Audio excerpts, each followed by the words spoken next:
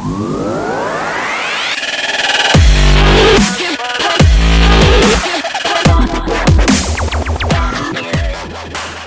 up, YouTube, and welcome to the channel. My name's Mike. I'm CRZYStable for those of you that are new, and today we're just going to be going over basically what's coming in the video I'm filming. Right now I'm filming a video that goes very in-depth into how to build a CBR 600 F2 cylinder head, and the filming's taking a lot longer, so today this is the engine for Project 1, which is my most recent bike. Actually, technically this is the most recent bike, but this was the first one I purchased. And this one's getting the works, like full rebuild, heavily modified frame, custom fab, all that. For more information about this build, you can check out the garage update video. I talk more about it. This one was just something I purchased to have something to ride while I really take my time and really dial this one in. So this is the engine for Project 1. Everything that we're going to be doing to the head for Venom, which is over there on the rack, the one with the purple valve cover at the bottom of the black rack, has been done to this one. So we're going to be going over that today. Just a couple little things to get out of the way real quick before we jump into the video. First off, I hope everybody's having a really good Christmas season. I hope the holidays have been good to everybody. I know things are getting tough, and I wish the best for everybody, man. These are tough times we're all facing, and I hope everybody gets the blessing they need to get them through the holidays. But so CRZYStable, we're going to be doing a little Christmas sale. Probably throw up a 5 to 10% discount code on the description of this video. Here are the t-shirts that are currently up on the website. We have the CRZYMoto Turbo Vision tee and the CRZYMoto Bad Alice t-shirt. So these are the two designs. I hope you guys like them. We have stickers in both of these designs as well as t-shirts. I'm actually wearing one right now, so at some point I'll cut to the shirt, I guess. I don't know. I might edit this out. A whole lot of gang. So grab your shirts today, guys. If you like the design, the proceeds go towards these projects, and I try to set a little bit of it aside for kind of sort of like a long-term, I wouldn't even say charity thing I have, but an idea I have that could potentially help a lot of people.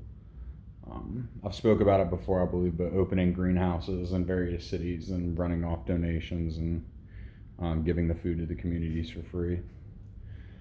So with that out of the way, let's go ahead and get into the video. I'm going to pull the cylinder head off the rack so we can talk about it.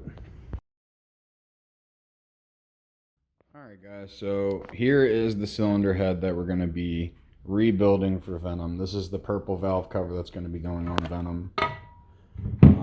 I was going to start masking it, but I decided I'm going to do things differently. So yeah, no tape. But anyway, so as you can see, I got the cam holder still installed on this. This needs to be removed. The valve bucket, shims, and valve train, valve stem seals, spring retainers, all that need to be pulled out. This head is going to be built pretty much the same way I built this head here. So we're going to be masking it just like this because we want those nice crispy lines like you see here on the carb boots, where the rubber carb boots mount and attach the carbs to the cylinder head. We're going to mask it just like this with all of the mating surfaces masked off so nothing leaks. This is the oil pressure sensor right there, coolant temp sensor right there. That just mounts the cam chain guide on the inside. That has a crush washer, I believe. So yeah, I'm going to be masking all this off and painting it and sandblasting. So in the video that I'm currently filming, we go really into detail about everything that's going to be doing. Just to give you guys the quick rundown, what the video is going to cover on this is we're going to cover sandblasting the cylinder head, prepping the cylinder head, masking the cylinder head, painting the cylinder head, and then we're going to go into building it. Obviously, I'm going to show you guys how to remove the valve train. I'm going to be showing you how to lap and seat the valves, how to shim and adjust the valve clearance. That will be done when the head is on the motorcycle, because for those of you that are hip, you already know obviously the timing is done off of the crankshaft, so it needs to have the cam chain, sprockets, and all that connected so that the engine can stay in time while you shim the clearance, so the piston's in the proper position while you do it. But we're also going to be doing the most exciting part, which is going to be porting and polishing the head, which is always a lot of fun. Definitely seen some good results from it. The first time I built this bike, originally this bike was black and red. I didn't get to do everything I wanted to it, so I took it all back apart, got impatient, needed something to ride in the meantime, so I got this one. So porting and polishing is going to be a lot of fun. We also might do some things on the inside of the valve train area, most notably with oil passageways. And these early 90s cylinder heads, the casting on the inside was pretty rough. Like, they machined what they need to, but they didn't really, like, there's a lot of burrs and things that could be removed and just clean everything up and make sure the oil's flowing properly and not getting deflected or channeled weird from the burrs that were left from the casting. So we're going to be cleaning some of that stuff up as well. So the video is going to be really detailed, and like I said, I'm kind of just posting this video as a placeholder because it's taken me a lot longer to film than I thought it would. Another video we got coming to the channel very soon is the truck, and the truck just got a whole lot of parts, but we'll talk about that later on in this. Right now we're going to focus on the cylinder head. So my first step for this one, obviously you can see it's super dirty. So how I like to begin this process, and everybody, you know, has their own process. If yours is different, that's fine, man. Do what you like to do what works for you. That's cool. But what I do is I'll take the pressure washer and pressure wash it off, get the bulk of just the, you know, the cake and baked on oil and sand and dirt residue, all this junk, and get the bulk of that off.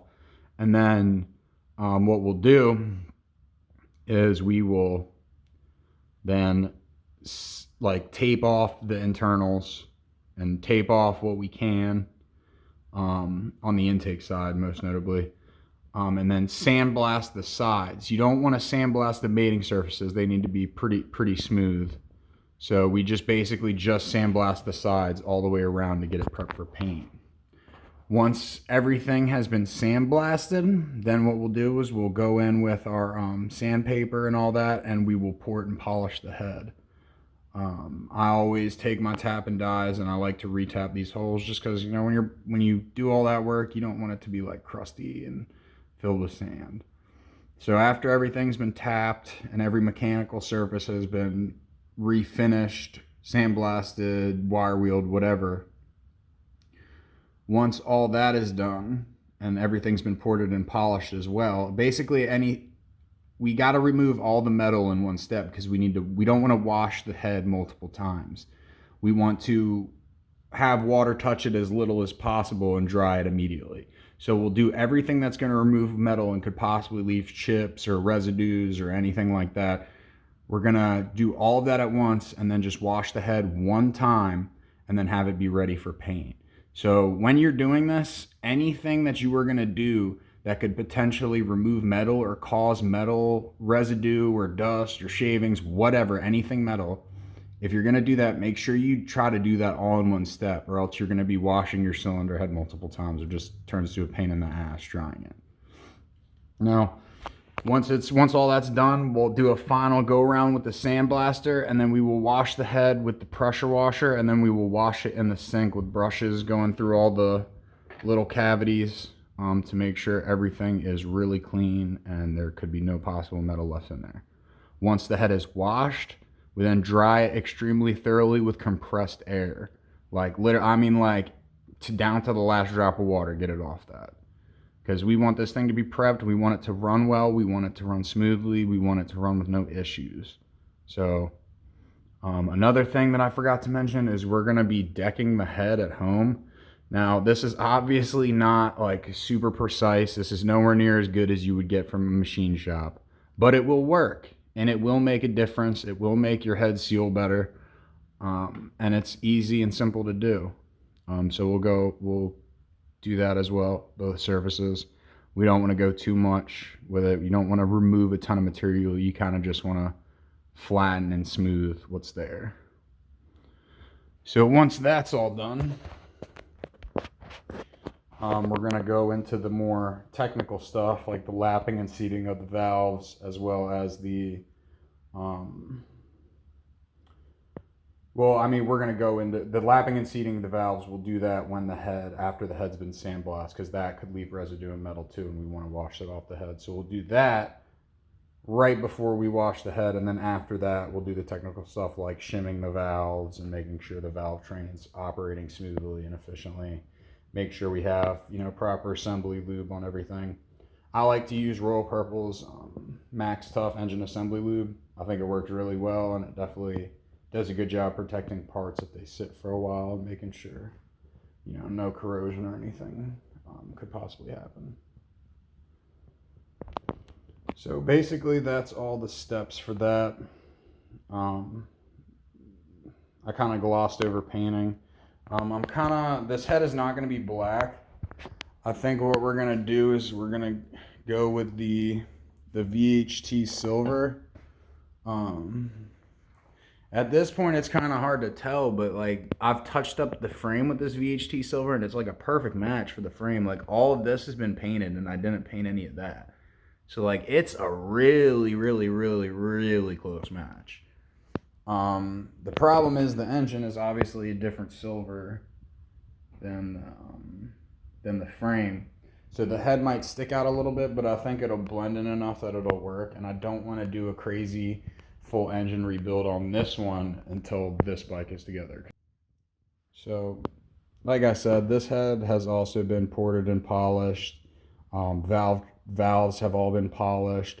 Valve buckets have been polished. Valves have been lapped and seated. The valve train has been shimmed for the proper clearance. So this engine here is just literally waiting on that shift fork, and then there's also like basically like a weird spring for the oil pump, like chain tensioner.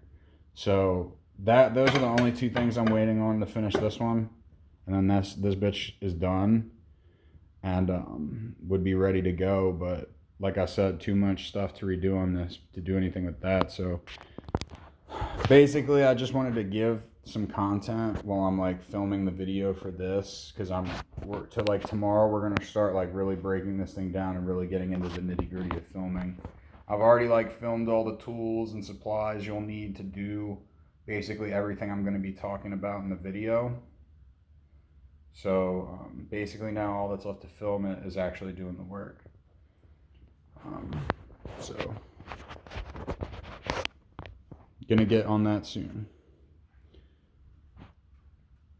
All right, so another video we got coming up is the truck, so we're gonna talk about that.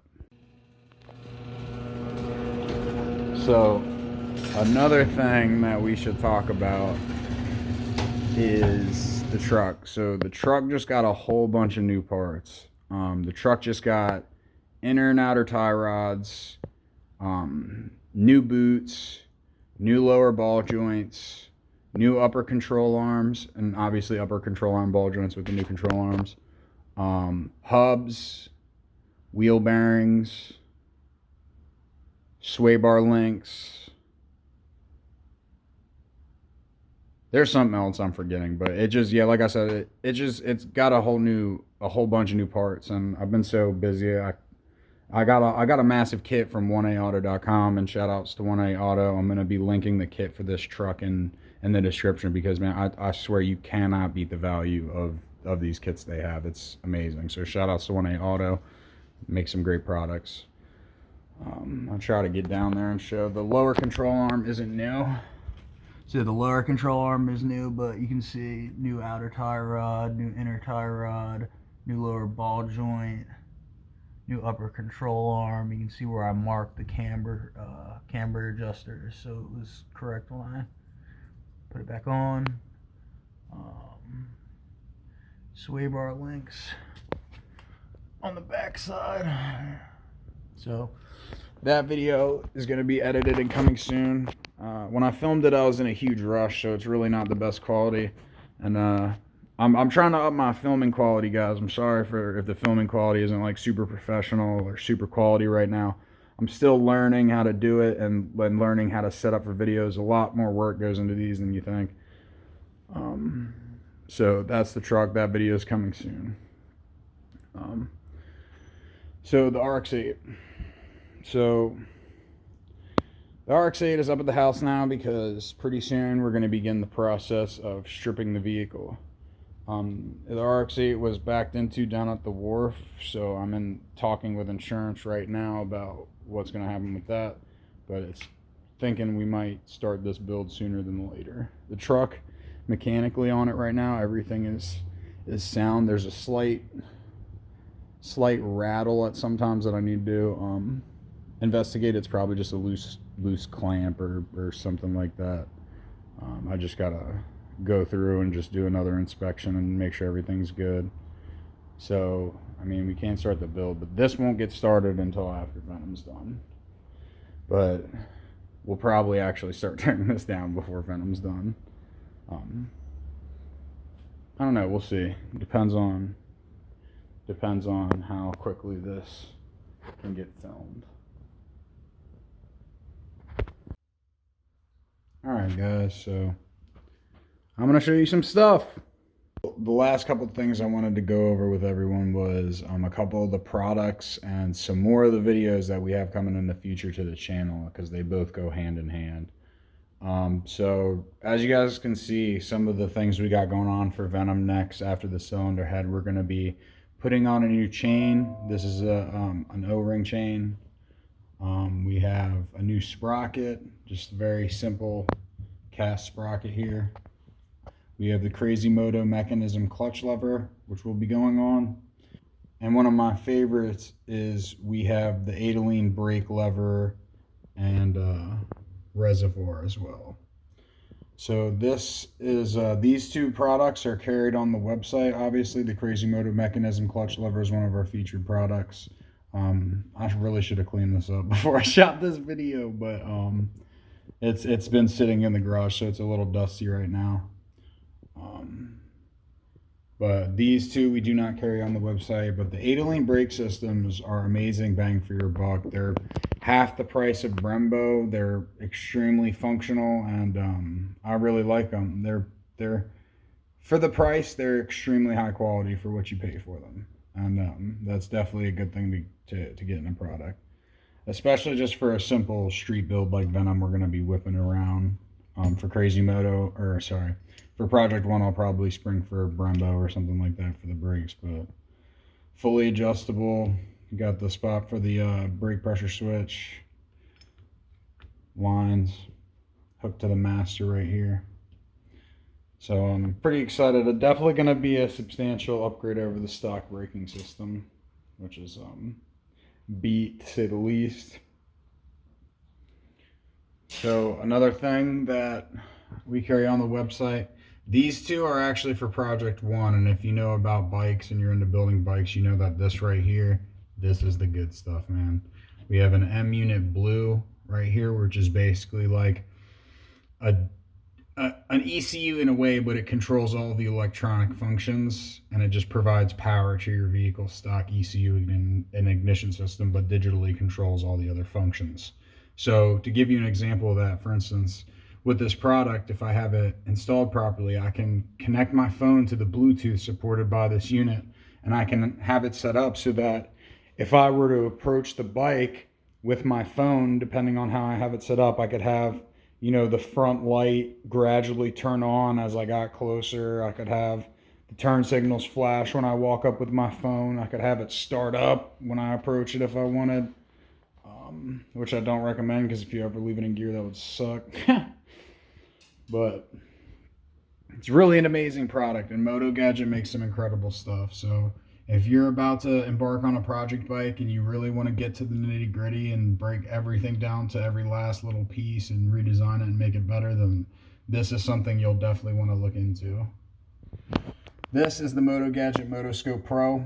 Their digital dash has a ton of features, too many to list. Eventually I'll be doing a review of this product, but it is an amazing dash and a very high quality product.